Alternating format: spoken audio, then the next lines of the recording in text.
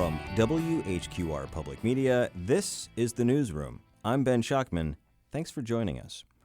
On today's show, my colleague Rachel Keith joins us with the latest from New Hanover County Schools' Turnaround Task Force. This is a group of school board members and other local leaders who have dedicated almost a year to trying to improve the performance at New Hanover County's lowest performing schools. Now, on today's show, we're going to talk about some of the ideas that have taken hold and are actually moving forward as realities thanks to the task force's work. We're also going to look at the challenge that public schools in our region face as they compete financially with charter schools and private schools. Plus, we'll hear Rachel Keith's conversation with two members of Student Voice, an organization stood up by the school board to help bring a student perspective to thorny issues that the district is dealing with. All right, Rachel Keith, thanks for being here. Thank you. Okay, so for people who have not been following the story as you have, we're talking about the Turnaround Task Force. Give us a little recap of your experience following the story over almost a year. Yes. So the district originally had 12 low-performing schools, and those low-performing metrics are a result of NCDPI's school report card grades, and then if schools are meeting growth or not. And so now they only have 7 from recent testing data that came out. So that's why the task force was created, is what can we do to help these low-performing schools? And from what data shows is that a lot of the low-performing schools are in high-poverty neighborhoods, and wealth is concentrated in certain parts of the district, and some parts of the district we have our lower socioeconomic families. So there is this separation in New Hanover County schools. So one of the members of the Turnaround Task Force that we have spent a lot of time talking about, and we've met with him many times to talk about the task force work, is Scott Wisnet. He was a longtime Star News reporter. He worked for New Hanover Regional Medical Center. So he knows this community really well. He knows the schools really well. And here's what he had to say about where the task force is at and what they're facing. It should surprise no one that the top 10 performing elementary schools are also the 10 with the lowest rates of free reduced lunch. It's almost a one-to-one correlation. This is a poverty story. This is not a racial story. It's not political. It is a poverty story. When you have a school full of parents without means, you get low performance. That's the cycle we're here to break somehow. So when Scott says this is not a racial story, he means something very specific by that. And we've had a lot of nuanced conversations about that. But what it really means at bottom is that just innately by being black or Hispanic or non-white, it doesn't mean you're going to be a low-performing student. It just means that when you look at who is poor in New Hanover County specifically, we see a disproportionate ratio of black and brown people. But the issues are being caused by poverty. Really quickly, if you walk through someone's life from birth through their school experience and you look at what ACEs or adverse childhood experiences they're going to deal with from birth, whether that's only having one parent or being food insecure or having domestic violence or drug use in the house, living in a community where there's violence, all of those things are going to add layer and layer of stress to that student, and that's causing difficulty paying attention. That's causing bad behavior. That's a reaction to those ACEs. So this is the stuff, Rachel, that you've gotten into in great detail in a series, both on past task force meetings and on ACEs. But that's what Scott's talking about is this is a story about socioeconomic inequality and all of the stress that comes along with that. Right. And he said in the past that race is invariably mixed up in the poverty story. And even Matthew Cropper of Cropper GIS, he is a consultant that looked at the district schools because some of the lower socioeconomic schools where those families go to, those are under-enrolled. But then the district does have significant overcrowding in other schools, especially ones that district families want to go to. But what he said during this meeting when he was presenting to the board and the county commissioners, they were both together in January, he advised with the next round of redistricting that they go through that the schools need to be, quote, as demographically diverse as possible. And that means that there's racial balance in the district. But we know that right now there is a lot of imbalance. And Ben, the question is, and the question for the listeners, is there the will to do what Matthew Cropper says? Yeah, and we could do a whole nother show, and we probably will do a whole nother show about the coming battle over redistricting. But the bottom line is, when we see concentrations of Black and brown students, that's also a concentration of families that are dealing with poverty. And that's why we're seeing the issues. And it's whether or not, like you said, there's the political will to actually desegregate and bring some economic equity to the demographics of our schools. So put a pin in that. We will have a lot more to say about that. And one of the things I want to get to is, Rachel, the task force was talking about some of the boots on ground stuff they've been doing, specifically looking at Forest Hills, which is a school that deals with a lot of families who are in poverty. So what was going on there? The district moved Diego Lee Hockey from Sunset Park Elementary, and I have reporting with him. And he has had a lot of success at that school in turning it around, right?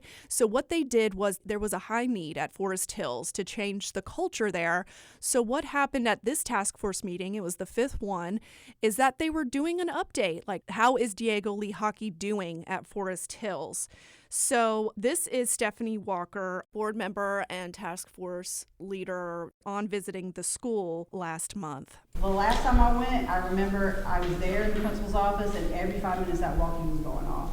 But when we were there, I don't think it went off one time. It definitely makes a difference when you set a culture in a school and you feel supported. He looks at it, and he's already said this to us before, like he's part of a team, and he can't do what he does without them. So what she was saying is the walkie, right? The administrators carry.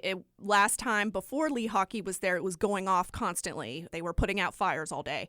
But it looks like that didn't go off when they were there, and everything was kind of operating seamlessly. The kids seemed happy. The staff seemed happy. And then she addresses the issue that he always gives credit back to his staff. I can't do what I do without a good staff that is behind me. Yeah, and I would encourage people to go back and listen to some of your past reporting about how the culture of a school impacts their teachers' ability to teach and to handle some of the behavioral issues that are caused or aggravated by ACEs. So by moving Principal Lee Hockey from a school where he'd kind of stabilized things to Forest Hills, where things needed some moral support. So part of this, when we're talking about teachers and we're talking about students, part of it's about ACEs, part of it's about resources, part of it's about funding, but part of it is about leadership. And we are going to hear from Stephanie Craybill. She is a board member, and she joined this task force for this meeting.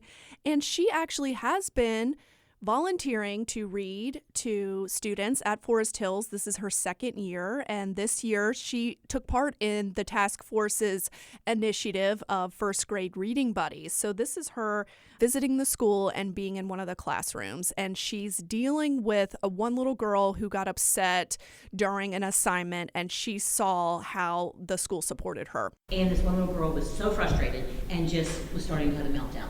But the teacher just calmly made a phone call, and the interventionist came in, sat down at our table, and was able to, calm this young lady, and we were able to continue. But it was all so seamless that, not like it had already been practiced, but that was built into their culture.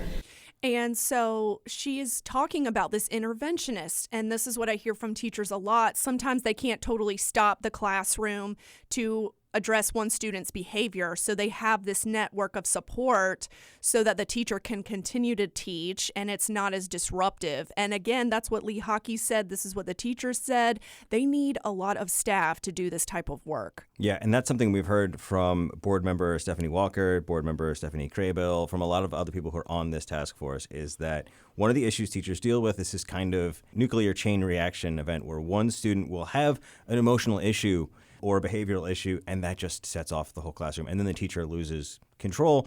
That's no fault of theirs. It's just at a certain point, there's only so many kids you can control, and it gets very difficult. So that interventionist is a crucial part of managing a school like that. And this was interesting. Stephanie Craybill said, and this is part of the Reading Buddy program, is that the kids are so excited when adults from the community come in to help support them. Principals have been asking the community to come in and volunteer. A lot of times they get upset with coverage that the school district gets, but they say, come on in, see what it's like. And here's Craybill talking about that experience. The kids love it. when you come back, they're ready to, what are you bringing us this time? What book are you going to read? And love to ask questions, and make the comments on, like, oh, look at your socks today. I'm like, oh, yeah, do you like these? No. I'm like, okay. This is something we've talked about elsewhere. We'll have links to this reporting, but it is important to have volunteers. It is one of the things that shows the difference sometimes between schools that are dealing with more poverty or less poverty, is that oftentimes parents and families that aren't struggling with poverty have more time to volunteer. And so it's a crucial part of what's going on in these schools. All right, let's move on, though, because the task force has done more than just get some anecdotal stories and made visits. They're now getting into some solutions that they think have legs. That's right. So let's start with Mario Jeter of Communities and Schools. They just got a $3.2 million grant from the new Hanover endowment. And part of this grant was to continue on their summer program that they host called the Freedom Schools. And they're going to expand that. And then they're also going to start this full community service model. Some of that is seed money for our full-service community school model that will hopefully be implemented at either Freeman or Holly Shelter. And we do have the announcement that it is going to be Freeman, and that is going to start next fall. And you might be asking, what does that entail? And right now, it's going to be after-school tutors. It's going to be additional behavior support. What I was told from CIS is that they're just in the planning stages. And this is interesting because at the beginning of the task force, Mario said that they were applying for a Department of Education grant for this full community service model. And again, that is a school that is struggling with student populations that have high rates of poverty, and they need to bring in more services for those kids and their families. And I will also say, if you don't know anything about the Freedom Schools, we'll have a link to friend of the show, Kevin Mauer's reporting on this from, I think, 2 summers ago. It's a great program. It basically is designed to help stop what's called the summer slide.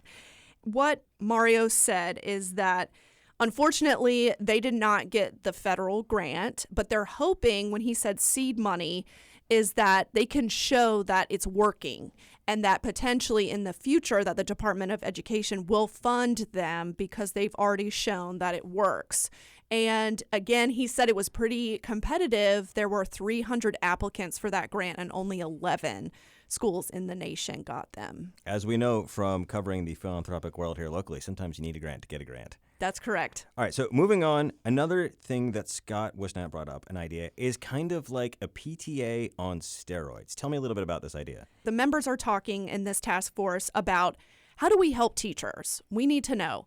And Scott is taking this very seriously. He and Stephanie Walker and Elizabeth Redenbaugh, she is the director of development at Coastal Horizons. They are trying to figure out innovative ways to help teachers, and here's one of them. You've got to make teachers' lives better, particularly at these high-poverty schools. Now, one thing is stipends. I just want to pull that out. Money talks. We can talk about a lot of things, make their lives better, but money ultimately talks. How do we make teachers' lives better? What if you were a teacher and somebody washed your car while you were at work? Or somebody changed the oil right there in the parking lot? What if somebody came and mowed the yard for you? What if somebody did your taxes for you at almost no cost? And this idea has legs. It's called the Friends of Public Schools, and the Board of Communities and Schools has allowed the Friends of Public Schools to live within their 501c3.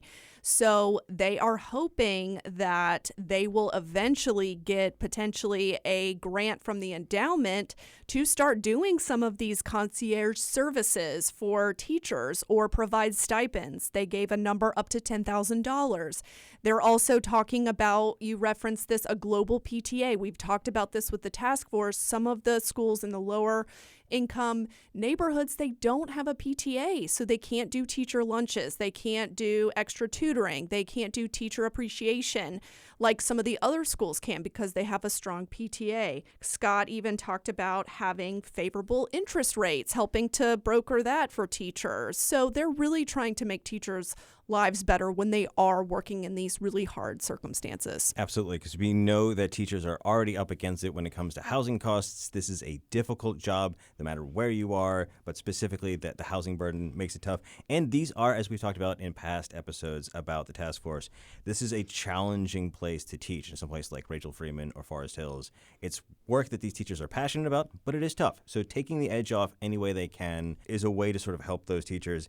And being part of the community and schools nonprofit means that they don't have to wait 2 years, which is what the endowment asks for a new nonprofit. So there's already an established entity that can take the grant. So that's why being under that umbrella is important. Okay, these are ideas that have legs, but there are still some problems left for the task force to tackle. Let's get into that. Yes. So from prior reporting, we know that there's a hiring freeze right now in New Hanover County Schools. Dr. Faust, the superintendent, has said that they have a $10 million budget hole in their fund balance, and that's due to stagnating, declining enrollments because ESSER funds, the federal COVID relief funds, are drying up.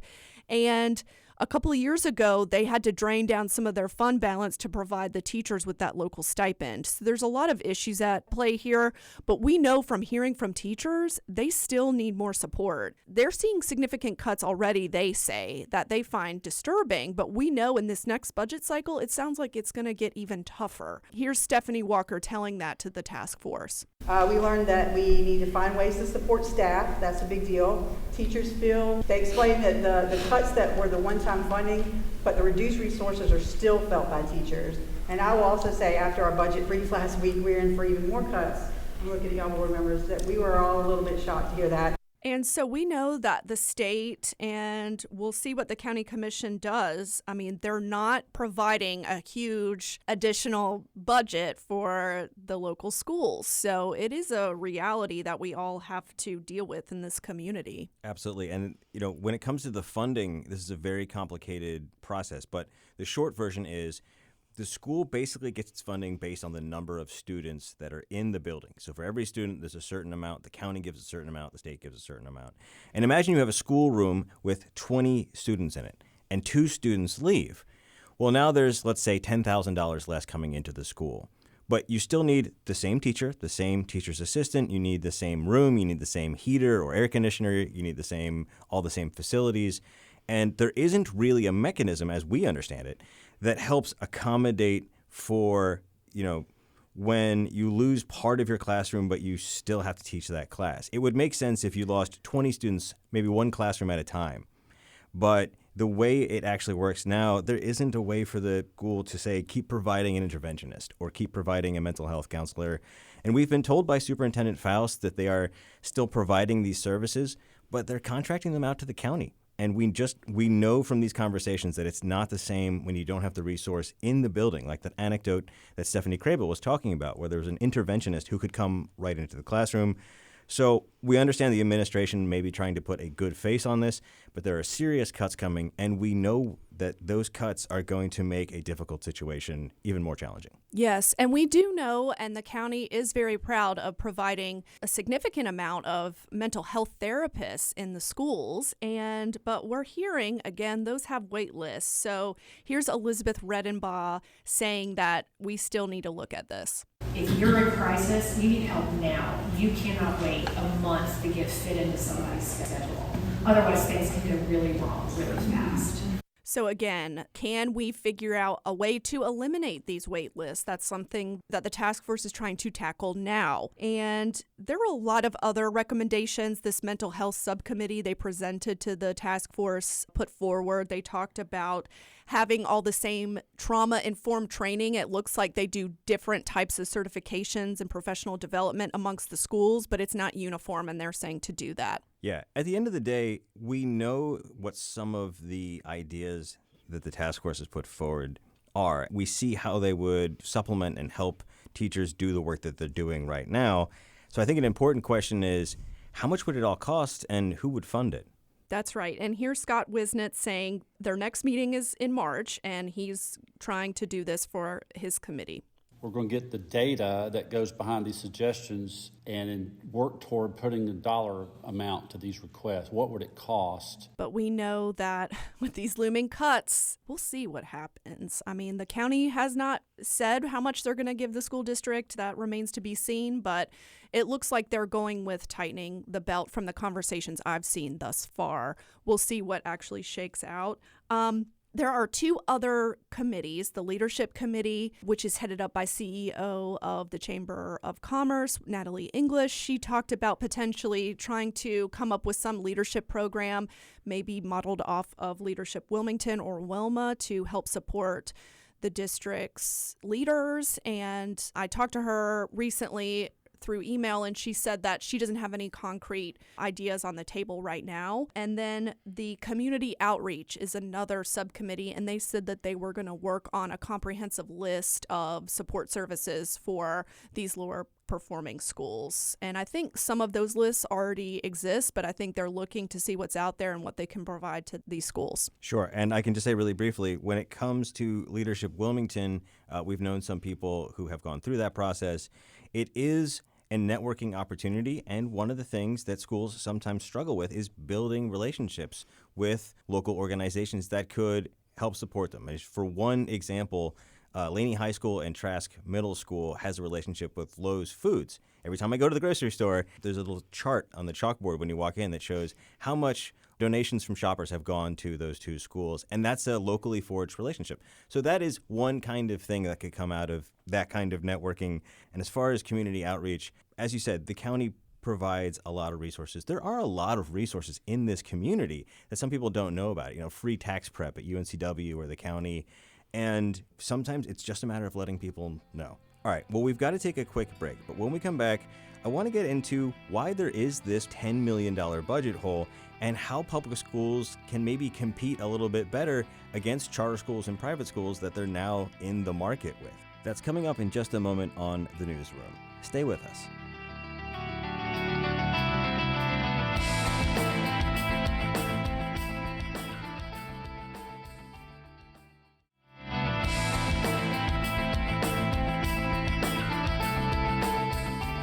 Welcome back to The Newsroom. I'm Ben Schachman. Thanks for being with us. I'm here with my colleague, Rachel Keith. Rachel, thanks for being here. Thank you. We're talking about New Hanover County Schools Turnaround Task Force. We were talking about some of the ideas that have developed legs and are now real possibilities for dealing with some of the district's lowest performing schools. But there is a bigger issue, and that is a loss of revenue to public schools as they compete against charter schools and now private schools. And that's in part because of recent legislation that allows public money to go to private schools through something called opportunity scholarships. This is known as the backpack model of student funding, which from a conservative point of view basically says, if you pay taxes, your money goes to schools. So you should have the right to take your share of the education funding that comes from your taxes and spend it how you like it. You could go to a public school, you could get a charter waiver and go to a charter school, or you could take the cash and go to a private school. Obviously, that would cost more than the tuition at a charter school or a public school, but you get the idea. But that means now that public money is getting divided up in a way that is cutting the bottom line of public schools. And we're seeing that at our school here locally.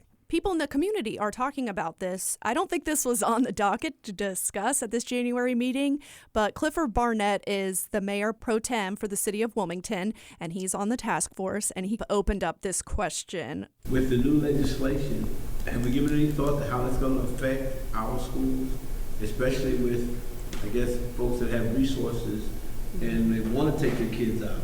So then we have Dr. Patrice Faison, who is the chief academic officer for the district, and she's also a big part of this task force along with Stephanie Walker. And so she's saying that the public schools have to start selling themselves in this new reality. It's about telling our story and making sure people realize the opportunities we have in our public schools. I don't think sometimes they do. But it is a concern. But I think that's the best way that we can do is say, hey, if you go here to Ashley, you can get pharmacy tech now. Or we're going to have this virtual autopsy table at this school. So that is something that the team is working on. I mean, we are talking about serious amounts of money that are moving from the public sector to the private sector here.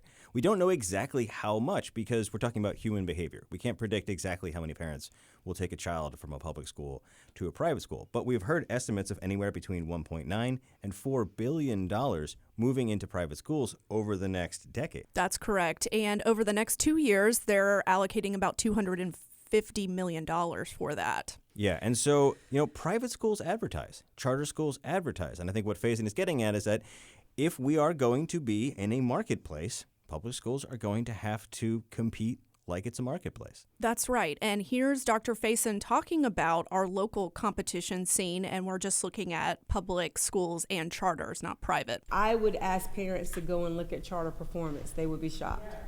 They're not doing what you think they're doing. So I would say go look at that performance. Yeah. The money stays with them. So once we lose it, it's gone. And a lot of times, and I would say too, you'd be surprised of how many times a kid goes to a charter and then they're coming back. Because remember, a charter school does not have to keep you. So Faison is right. When we look at the county rankings, 12 elementary schools public schools do better than the next charter school, which is at rank 13, and that's Cape Fear Center for Inquiry. But if you look at the middle school, it does a little better. There are 2 middle schools that do better than CFCI. And then at the high school, there's not too much competition. What she's saying is, so they allocate the funds, mainly it's anchored after the 20-day count, the head count, and it's called average daily membership. And so that's their funding well, right? They have the count of how many students are actually in that building. And then what she's saying is they go to a charter school, but then they come back. And guess what? That funding does not come back with them. Right. So what you're saying is that a parent could send their kid to a charter school, and because their kid is there on that 20-day count, the charter school gets that public money. But if the charter school isn't, say, living up to the parents' expectations, the kid goes back to the public school. The public school is now on the hook to feed that kid, transport that kid, educate that kid. But the charter school keeps the money. And honestly, if we're talking about a marketplace, that's an unfair fight for public schools. And it is true that charters are not held to necessarily the same standards that public ones are. For example, they don't have to provide transportation necessarily, or meals, or they have different teacher certification things that they go through. So it is a difference. And there's also just a lot more public scrutiny and a lot more public accountability for public schools. I mean, hell, Rachel, that's your entire job sometimes. So that's correct, yeah. I thought this conversation was interesting, and this is between Natalie English, again, CEO of the Chamber of Commerce, and William Buster, who's the CEO of the New Hanover Community Endowment. Let's be clear, there are some charter schools that get created, and they are delivering on their mission. Oh, yeah. Every charter school in Charlotte is delivering, or at least it was. I've been there for 7 years, but it was delivering on its mission, and it wasn't affluent kids going to a charter school. This was a charter school in the middle of high poverty neighborhoods that was educating high poverty kids and doing it really well. So let's be fair, charter schools can be unbelievably effective, and some are not. Well, let me challenge Natalie on that. I think as a person who's funded charter schools all across this country, we're fighting a narrative.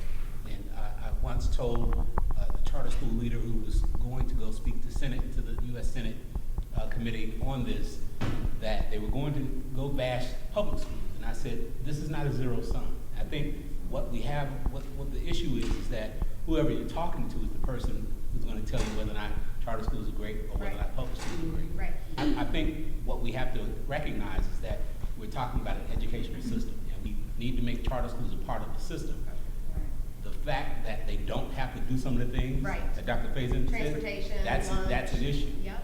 Some of the things that we can say about yes, but some, so when we talk about issues with education, I am not going to put charter schools or public schools above one another. I think one of the keys, though, is that the data does say that they're not performing better than public schools. Right.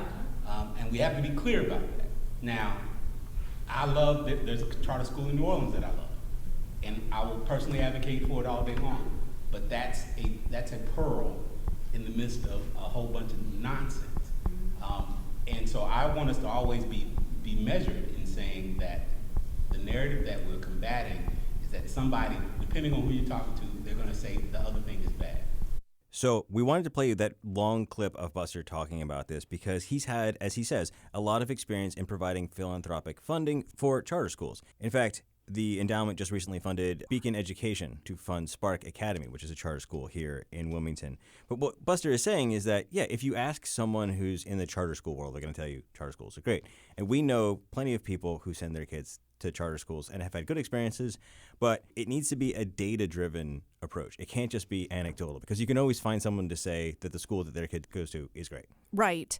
And it is interesting. I started doing this research because of what William Buster said, and it looks like historically public schools have outperformed charter schools, but they are catching up because I think because of the pandemic, that has pushed a lot of families to consider other models of schooling, for example, charter or private. And I found this study from Stanford University, and it's done through the Center for Research on Education Outcomes, and this was published in 2023. And looking at 18 different states in the country, and North Carolina was included in this cohort, that year-to-year academic progress from 2015 to 2019, it says, quote, "The typical charter school student in our national sample has reading and math gains that outpace their peers in the traditional public schools they would have otherwise attended."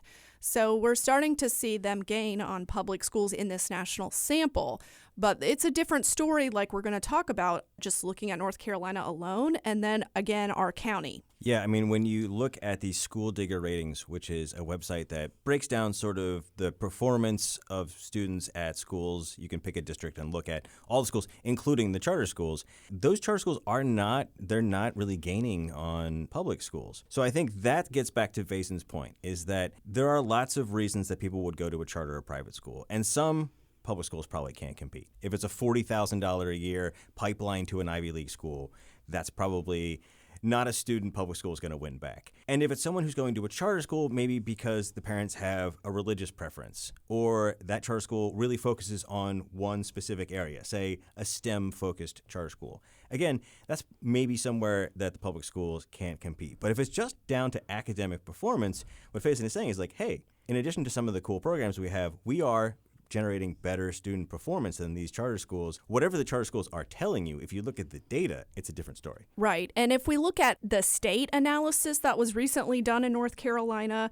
we are looking at some mixed results. It's basically, they're pretty similar right now, which is interesting. So, for example, 27% of charter schools in our state received a school report card grade of an A or a B.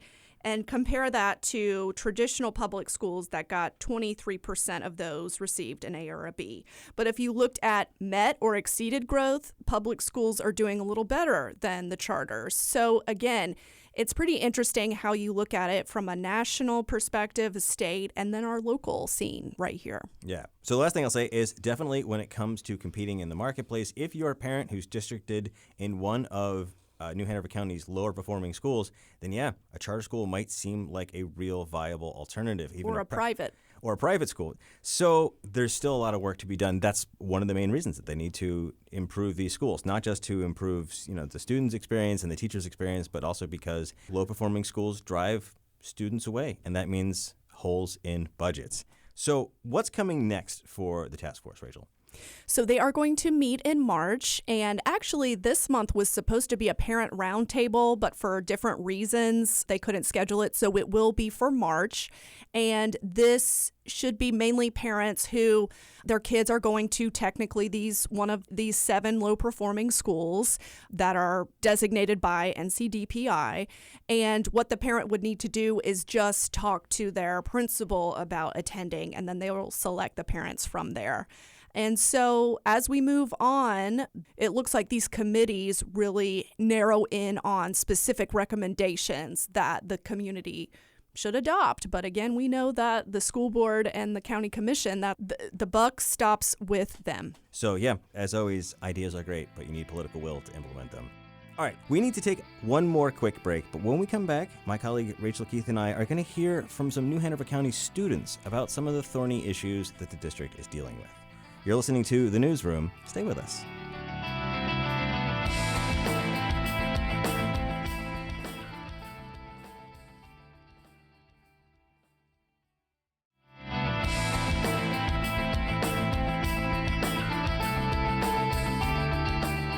Welcome back to the newsroom. I'm Ben Schockman. Thanks for joining us. I'm here with my colleague Rachel Keith, and we've been talking about New Hanover County's Turnaround Task Force. And a lot of the issues that the task force deals with impact low-income schools. But really, at the end of the day, they're talking about what's best for students. But often in these conversations, we don't hear from students. So, Rachel, you sat down with two members of the Student Voice leadership team to get that perspective. Tell me a little bit about Student Voice and where these conversations were coming from. Yes, Student Voice became part of board policy in October of 2022, that this was a formal student group that they were going to hear from. They don't get votes, they don't serve on committees, but they're supposed to advise and be engaged with the school board and the administration, and it's just a way to recognize their efforts and invite their voices into the conversation. And again, they don't make the decisions, but they're a part of the conversation. So I talked with Cassidy Thompson. She is a senior at Hoggard High School, and she's going to Duke next year to study English. And being a part of Student Voice, she said that she really has grown her communication skills, her writing skills, and being a leader. I mean, she's gotten a lot of experience with that. And Aparna Bulipala, I also spoke with her. She's a junior at Hoggard, and she wants to study environmental public policy in college. And she really wanted to gain also that leadership experience. And she was a part of teen court. And so she got introduced to, real life situations. And so she thought that Student Voice also had that connection to the real world leadership. So that's why they both joined. So one of the issues that Student Voice has weighed in on has been, I think it's fair to say, the controversial proposal for a new professional standards of conduct policy. Now, proponents of this say it's important to have rules on the books that make sure that we have a standard across all classrooms that we can hold teachers through so that they are not unduly pushing their personal beliefs, whatever those might be, on students. Critics of the policy say this could be weaponized and used to prevent teachers from going into the very real history of the United States that makes some people uncomfortable, but is certainly not unfactual. That's right. And so their first big undertaking of research was this policy. And specifically, it's Section Z, where it outlines very, very specific things that teachers cannot profess to believe in the classroom. But I think the issue that we're all trying to understand is, can you discuss this, or is it just outwardly saying this is what you should believe and that's the end? So the students were really concerned and they were interested, and they wanted to know more about this policy and how students thought about it. So here is Cassidy Thompson about their research on this section. Most students that were interviewed agreed with the intent of Section Z, that, yeah, of course, we want teachers to be inclusive and make sure they're being careful with their language when they're talking about these things. But I think a lot of the concern was just in teaching history and having to explain that some of these things did happen, just the concern with how the policy was written. So ultimately, the policy committee did hear from them, but they didn't really take their suggestions into consideration and move the policy on to a full board vote for next week. But the students said that they still are grateful for the experience that this whole process gave them. And here is Aparna. Even just collecting this data was such a good learning experience, being able to read and analyze policy and understand its nuances, and being able to sort of communicate those to students while surveying them, and also learning how to present this information to the board in a respectful and informative manner. And these students really they're about to enter the real world, college, jobs. They need to start having these types of experiences. I will also say, they are getting some real world experience of what it takes to disagree with people in a civil way, because this got pretty heated at one point. During an earlier meeting when there was a discussion about whether or not Student Voice would be allowed to address the policy committee at all, board member Josie Barnhart, who heads the policy committee, sort of made a substitute motion and said, instead of hearing from Student Voice, let's just dissolve the organization completely. I think a lot of young people, certainly me as a young person, might have reacted very badly to that, but I have to say Cassidy handled it with grace, especially when it came to the issue of whether or not their recommendations were going to be taken into account. It's totally up to them to make those decisions and to weigh the different perspectives that we have given them, because even students disagree about different things and different decisions affect them different ways too. We're just trying to do our best to provide them with as much information and help that we can. So again, you have the students really taking the time, really diving in, trying to do a professional analysis of. They interviewed over 60 middle and high school students and just presenting that to the board as is. And this policy, actually, this professional standards of conduct policy, shows up in the context of heightened scrutiny of teachers and education and what are they learning and what are they talking about and what are they reading about in social studies and English classes. And so we have this last year, we had the stamped racism, anti-racism, and you hearing, and that was almost a year of reporting for me on the evolution of this eventual book ban. And then in the prior years, I have covered Lieutenant Governor Mark Robinson's. Basically, he put out a report, and he's running for governor right now. There is liberal indoctrination going on in the state schools. And so I put this to Cassidy and Aparna, and Aparna responded. I mean, I said, are you having this experience? Do you feel uncomfortable with some of your teachers in your classes and talking about some of these tough issues? I think it's like unfortunate that people like view teachers that way, because I've had like nothing but like positive experiences with like my social studies teachers and with my English teachers. The vast majority of them are like just here because they care about students and want to educate them. So a little more context here. A lot of this conversation about liberal indoctrination in the classroom started in 2020 during the pandemic, especially after students were sent home to learn remotely, where for a lot of parents, because they are busy and don't have the time to micromanage their kids' homework and look at the curriculum, for the first time, we're really seeing what their kids were learning on a day-by-day basis, walking through the living room, seeing what was on the tablet or on the laptop. And we heard from a lot of parents, and it wasn't just conservatives concerned about liberal indoctrination.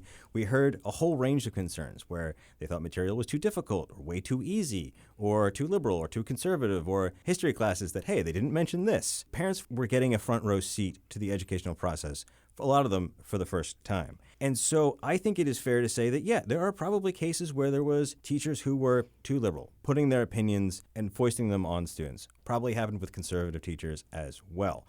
But we put the question to State Senator Michael Lee during the 2022 campaign. Did he think there was systemic liberal indoctrination? Did he think this was an organized process that was being done on purpose, coordinated amongst all schools? And he said no. He said, are there individual schools where it happens more? Yes. But is it systemic? He said no. And so I think that's the problem. It's totally fine to have a complaint about one teacher going too far, pushing their opinions on students. But it's another thing to demonize teachers in general. That's what has contributed to the place we're right now, where teachers are increasingly saying, like, do I even want to be this job? On top of all of the challenges, on top of the low pay and the difficult work, now I'm being called, some kind of, brainwasher by people. So it's interesting to hear from students what they're experiencing in that classroom.